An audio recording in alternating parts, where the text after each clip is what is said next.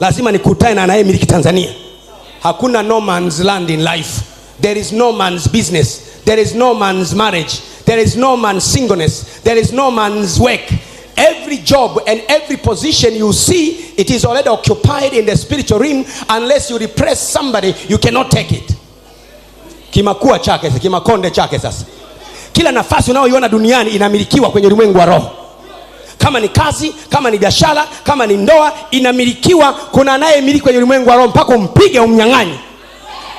Alafu unataka uletewe mezani eti bwana anasema pokea. Pigana.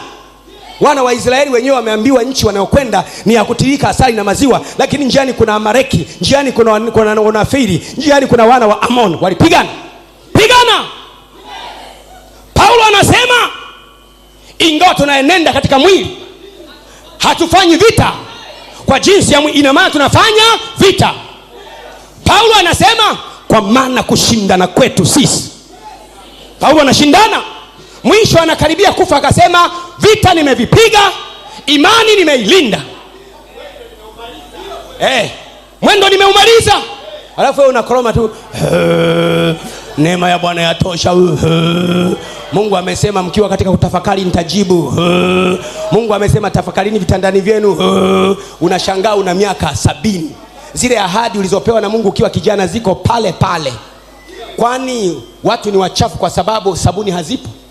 Ni kwa sababu watu hawezi kuchukua sabuni wakaiweka. Watu hawajaisha uchafu kwa sababu unafanya kazi kwenye kiwanda cha sabuni.